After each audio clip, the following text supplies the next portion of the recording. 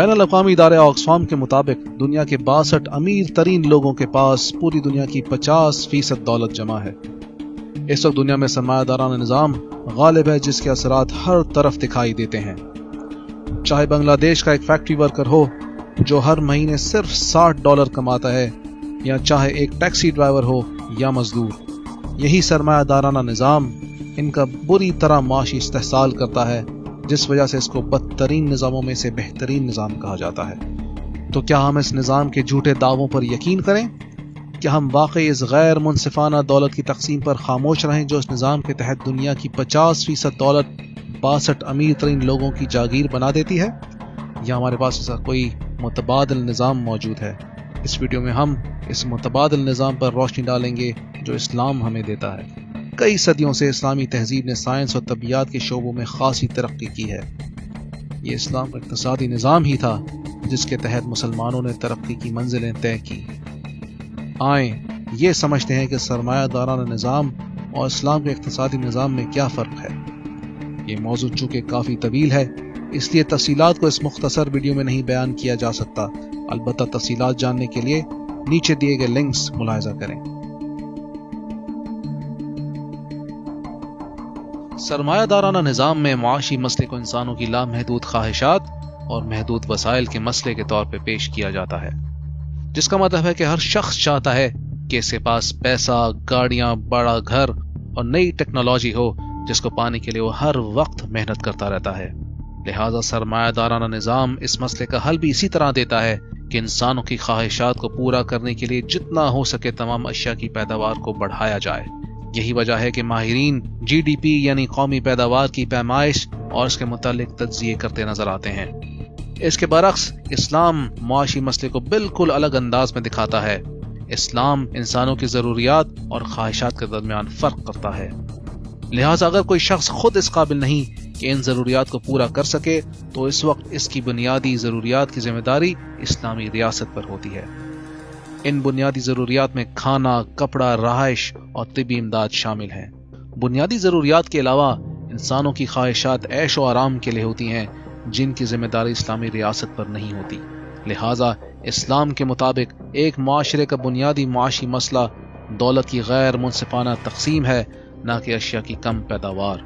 اسی لیے اسلامی اقتصادی نظام اور پالیسیوں کے ماہرین دولت کی منصفانہ تقسیم پر زور دیتے ہیں تاکہ ہر شخص کی بنیادی ضروریات پوری کی جا سکیں اور معاشرے کو مزید وسائل دیے جائیں تاکہ ہر شخص اپنے طرز زندگی کو مزید بہتر بنانے کے لیے آزاد ہو۔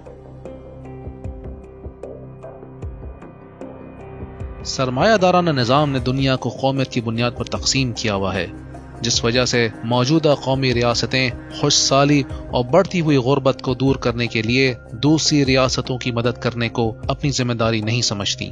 یہی قومی ریاستوں کا تصور منصفانہ دولت کی تقسیم کو روکتا ہے۔ اس کے برعکس اسلام نے مسلم امت کو ایک ریاست کا تصور دیا ہے، لہٰذا خلافت میں موجودہ قومی ریاستوں کی طرح سرحدیں نہیں ہوتی۔ ہر شخص کو اجازت ہوتی ہے کہ اسلامی خلافت میں جہاں چاہے سفر کرے اور جہاں چاہے رہائش پذیر ہو۔ یہی وجہ ہے کہ اگر اسلامی خلافت کا کوئی خطہ خوش سالی یا وسائل کی کمی کا شکار ہوتا ہے تو دوسرے علاقوں کے ہوتے ہوئے ان مسائل کو بآسانی دور کیا جا سکتا ہے۔ مثلاً خلیجی علاقوں سے حاصل ہونے والا تیل خلافت کے دوسرے کم وسائل والے علاقوں میں بآسانی منتقل کیا جا سکتا ہے تاکہ سب کی ضرورت پوری کی جا سکے۔ سرمایہ دارانہ ریاستوں میں مختلف قسم کے ٹیکس لگائے جاتے ہیں، جیسا کہ آمدنی پر ٹیکس، خرید و فروخت پر ٹیکس، روڈ ٹیکس، زمینوں اور عمارتوں پر ٹیکس وغیرہ۔ مثلاً ایک گھرانے کو 30% ٹیکس ادا کرنے کے بعد مشکل ہی سے بچت ہوتی ہے۔ اسلام میں اس طرح کے کسی ٹیکس کا کوئی تصور نہیں جو عوام پر بوجھ بنتا ہو۔ صاحب نصاب مسلمانوں پر صرف 2.5% زکوٰۃ عائد ہوتی ہے جو اپنی ضرورت سے زائد دولت پر دیتے ہیں۔ اسی طرح خلافت مختلف ذرائع سے بیت المال کے لیے پیسہ اکٹھا کرتی ہے جن میں عشر، جزیہ، خمس، خراج، مال غنیمت وغیرہ شامل ہیں۔ غیر مسلم سے جزیہ وصول کیا جاتا ہے جس کی شرح عموماً زکوٰۃ سے کم ہوتی ہے۔ ہم جانتے ہیں کہ موجودہ نظام میں صرف 1% لوگ بقیہ 99% لوگوں کے برابر دنیا کی دولت پر قابض ہیں۔ ذرا سوچیں کہ اگر اس دولت مند طبقے سے 2.5% زکوٰۃ یا جزیہ وصول کیا جائے تو کتنی آسانی سے دنیا کی غربت دور کی جا سکتی ہے۔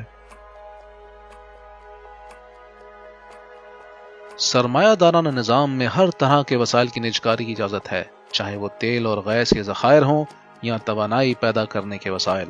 یہی وجہ ہے کہ ملٹی نیشنل کمپنیوں کے پاس تیل، گیس اور توانائی کے ذرائع کی ملکیت ہوتی ہے۔ اس طرح سرمایہ دارانہ نظام میں دریا کا پانی، جھیلیں، کنویں اور وسیع چراگاہوں وغیرہ کو بھی انفرادی ملکیت میں دیا جا سکتا ہے۔ ان بیش بہا وسائل کا ملٹی نیشنل کمپنیوں کے قبضے میں ہونا عوام پر سرمایہ دارانہ نظام کا گھیرا تنگ کر دیتا ہے۔ ایک طرف کمپنیاں تیل، بجلی اور گیس وغیرہ کو عوام کو انتہائی مہنگے داموں بیچ کر کئی گنا زیادہ منافع کماتی ہیں، تو دوسری طرف لوگوں پر ان وسائل کی فراہمی تنگ کر کے عوام کا بدترین استحصال کرتی ہیں۔ اسلام میں ان جیسے تمام تر وسائل کی نجکاری نہیں کی جا سکتی، چنانچہ تیل، بجلی اور گیس کے ذخائر عوام کی اجتماعی ملکیت میں ہوتے ہیں۔ لہذا خلافت کی ذمہ داری ہوتی ہے کہ ان تمام تر وسائل کو منظم طریقے سے عوام تک پہنچائے۔ اسلامی ریاست کا کام تیل، بجلی اور گیس وغیرہ کو معمولی قیمت پر عوام تک پہنچانا ہوتا ہے۔ ان کی فراہمی سے حاصل ہونے والا پیسہ بیت المال میں جمع ہوتا ہے، جسے اسلامی ریاست صرف عوامی فائدے کے اخراجات پر خرچ کرتی ہے۔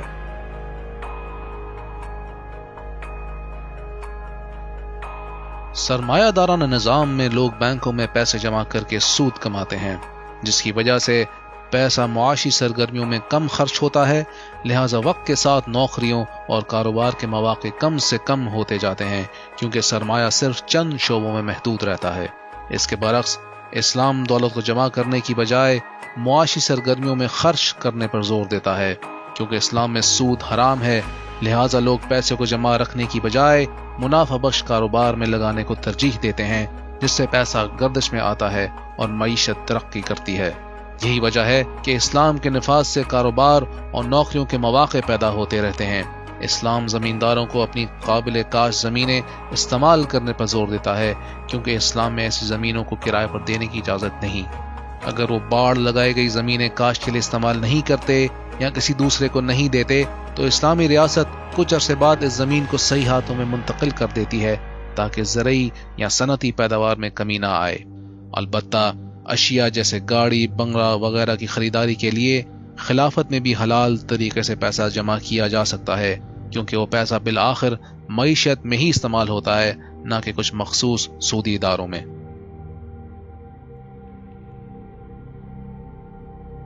سرمایہ دارانہ نظام میں لوگ سود پر قرضے لیتے ہیں تاکہ اپنا کاروبار شروع کر سکیں یا اپنی کمپنی میں سرمایہ ڈال سکیں۔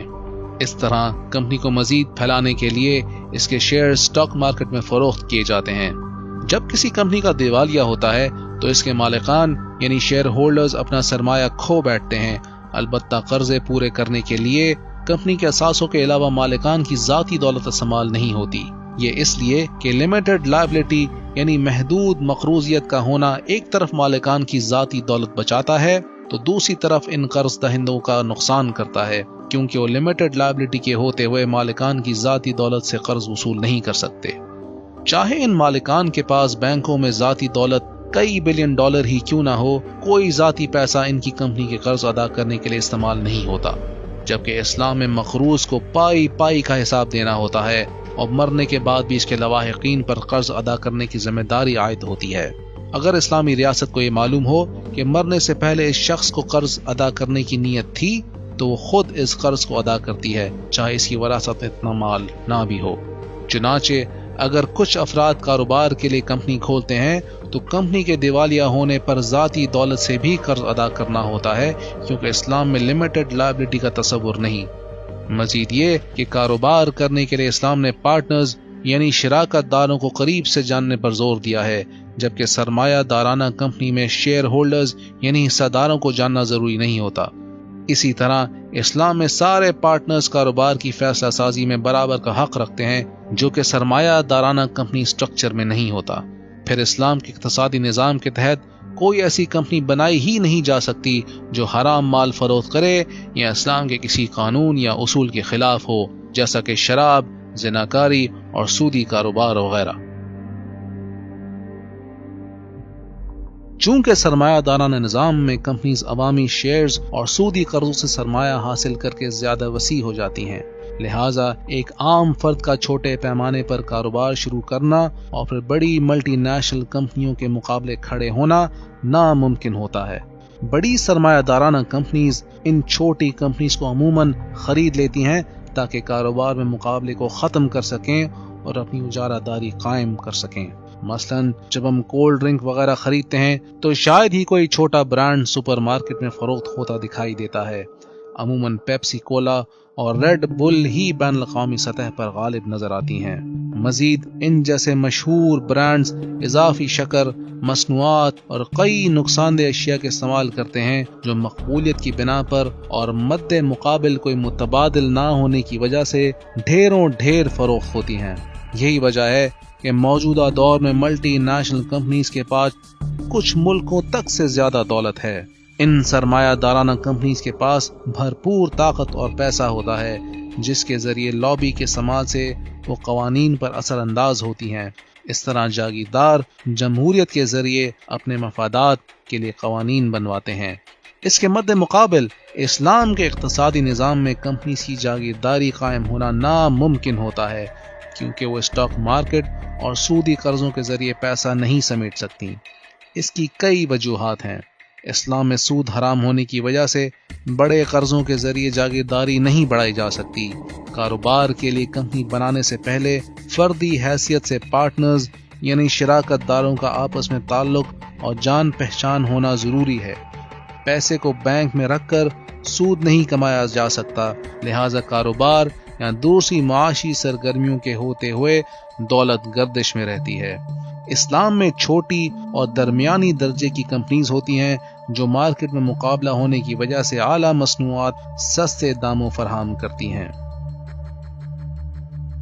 سرمایہ دارانہ نظام میں اگر کوئی شخص ایک ٹیکنالوجی یا جدید عمل دریافت کرتا ہے یا کسی مصنوعی شے کو سدھارتا ہے تو وہ اس ٹیکنالوجی کا پیٹنٹ خرید لیتا ہے جو کہ ایک عرصے تک محدود رہتا ہے، یعنی کوئی دوسرا اسی طرز کی اشیاء یا وہی ٹیکنالوجی نہیں بیچ سکتا۔ لہٰذا کمپنیز پیٹنٹ کے لیے بھاری رقم ادا کرتی ہیں جو بعد ازاں اشیاء یا ٹیکنالوجی کی پیداوار کی قیمت سے بھی کئی گنا زیادہ ہوتی ہے۔ مثلاً ادویات بنانے والی کمپنیز جب کسی نئی دوا کے فارمولے کو پیٹنٹ کرواتی ہیں جو بیماری میں مؤثر ہو تو اس پر بڑی لاگت آتی ہے جس وجہ سے ادویات قدرے مہنگی ہو جاتی ہیں۔ اس کے برعکس اسلام میں خیالات اور ایجادات وغیرہ پر پیٹنٹ کروانے کی اجازت نہیں، لہٰذا ہر شخص کو اپنی ایجاد کردہ ٹیکنالوجی اور جدید فارمولے وغیرہ فروخت کرنے کی اجازت ہوتی ہے۔ 1971 سے پہلے معیشت میں ڈالر سونے کی قدر پر مبنی ہوا کرتا تھا اور تمام کرنسیاں ڈالر سے جڑی ہوتی تھیں۔ 1971 میں صدر نکسن نے یہ سلسلہ ختم کیا اور ڈالر کو بھی فیٹ کرنسی یعنی کاغذی نوٹ کی شکل دے دی جو سونے کی قدر پر مبنی نہیں ہوتی۔ فیڈرل ریزرو کو اختیار دیا گیا کہ ڈالر کی فراہمی بڑھانے کے لیے جتنے چاہے نوٹ چھاپے، لہٰذا یہ عمل آہستہ آہستہ سبھی ریاستوں نے اختیار کر لیا۔ نتیجتاً کرنسی کی کثیر فراہمی اور اس کی بنیاد سونا چاندی پر نہ ہونے کی وجہ سے افراط زر یعنی انفلیشن کی شرح بڑھتی ہے اور روپے پیسے کی قدر گھٹتی ہے۔ اسی طرح وقت کے ساتھ ساتھ افراد کی قوت خرید کم ہوتے رہنے کی وجہ سے کھانے پینے، گھر اور کپڑے وغیرہ جیسی بنیادی چیزوں کی قیمتیں بڑھتی جاتی ہیں۔ اس کے برخلاف اسلام میں سونا چاندی یا ان کی قدر پر مبنی کرنسیاں ہی قابل قبول ہوتی ہیں۔ مزید خلافت کے پاس اپنی مرضی سے کرنسی چھاپنے کا اختیار نہیں ہوتا، لہٰذا وہ یا تو سونا چاندی کے سکے شائع کرتی ہے یا ایسے کاغذی نوٹ جو پوری طرح سونا اور چاندی کی بنیاد پر ہوں۔ چنانچہ اسلام کے اقتصادی نظام میں روپے کی قدر گرنے کی وجہ سے پیدا ہونے والے انفلیشن کو بآسانی روکا جاتا ہے، جس سے اشیاء کی قیمتیں حد درجے مستحکم رہتی ہیں۔ اس ویڈیو کو دیکھنے کا شکریہ۔ اسلام کے سیاسی، معاشی، معاشرتی اور دوسرے نظاموں کو گہرائی میں جاننے کے لیے ہماری ویب سائٹ وزٹ کریں۔ جزاک اللہ خیرن۔